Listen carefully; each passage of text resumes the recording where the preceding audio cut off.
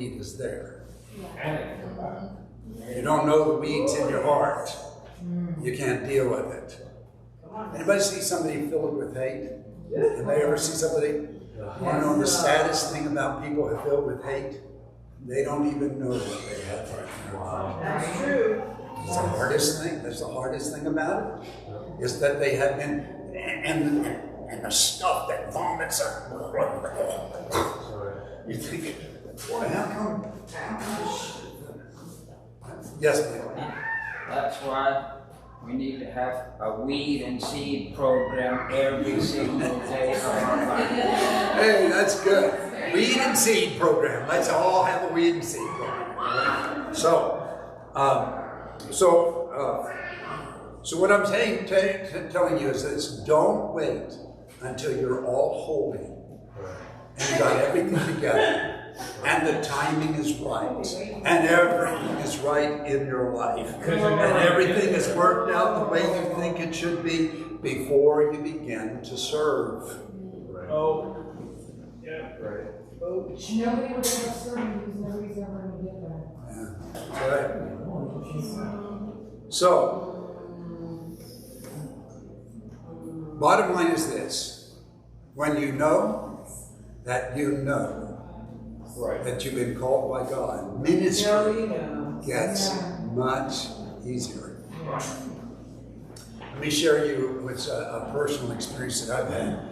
When I first got into church, I didn't know sick from sycamore. I was so dumb. I mean, I was dumber than a doorknob. I mean, I didn't know anything. But I'd be praying, I'd get sermons from front to back. Didn't even know what I was getting them. Right. Didn't have an idea. What is this? What is this? And so I went to my pastor, and God, I had Pastor Phil with wisdom, and he was a very wise pastor. He'd had a second grade education, by the way, but he was very wise. Right. And he was articulate. You would never have known that he grew up without an education. And he said to me, when I said, what do I do with all of this? He said, just forget it. Just get it out of your mind. This is brand new. You're very excited. Just get it out of your mind. And so for the next 2 months, I worked very hard on any time there was something that even looked like that I was getting this thought from God. I ignored it as best I could. So in about the second month, I was so frustrated, I was ready to spit. And went back into my pastor's office, and I said, Brother Hutch, how do you forget stuff like that? He said, well, Brother Foster, I got to be honest with you. I've seen the hand of God on you, and I knew that God was calling you. But I wanted to make sure that you were sure of it. Wow. That's good. Wow. That's good. Now let me tell you something. I've never doubted my calling. Right.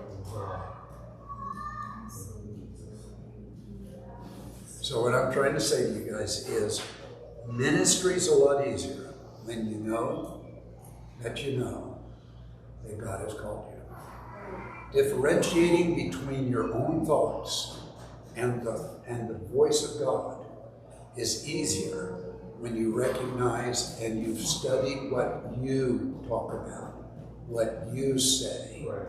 When you realize that's me. When you get to know somebody, right. Knowing yourself by what you say is the best way to know yourself. Right. What you talk about the most, listen to what you're saying. Because if you recognize your own voice, your own thoughts, your own ideals, you can always differentiate that. Then the voice of God becomes much clearer. Yes, Michael. Pastor, you're saying that we celebrate education and higher education, but I just want to make sure it's not always that was one of the strangest situations I've ever been in. Most of my other men that have been in my life have been highly educated. He was just an exception to the rule. I just know that some churches preach against higher education. Yeah. Now, be careful not to get into your when you start getting higher education, you get some interesting thoughts. Oh, yes. You gotta think for yourself. But I just want to make sure, because I know some churches are absolutely against it. If I could just share this, and since David brought it up, there's a man that I greatly admire. He's a Canadian. He is a professor of psychology, and I'm trying to remember his name. Jordan Peterson. And what Jordan Peterson has done is he has started a new school online where you can get a top grade education just as if you went to a regular, or I should say, a university or a college for unbelievably less than what you would be charged for going to school. I mean, it's expensive going to school, right? And it's not because the material they're providing is such top grade stuff, right? It's because they've gotten into this mode, and now that it costs you all this money, and you got to go and borrow money to go to school, and all of those other crazy ideas. But I would strongly encourage everybody. I'll say it this way: you can't send your kids into the Romans camp and not expect him to come back anything but a Roman. Right. Exactly. You got to be careful there. Yes, higher education, but be discerning. Right, absolutely. Make sure that you're not sending your kids into a lion's den. Right?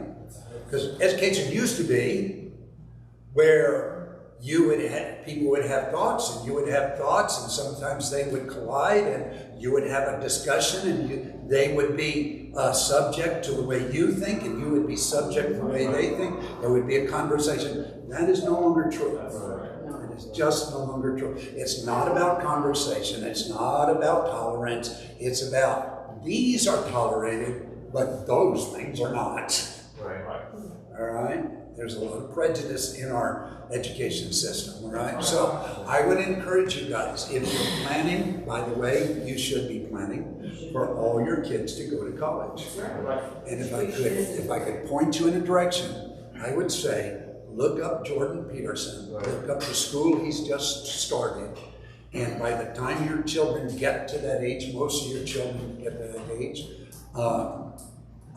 you'll be able to send them someplace where they get a great education for a little bit of money. All right? Good.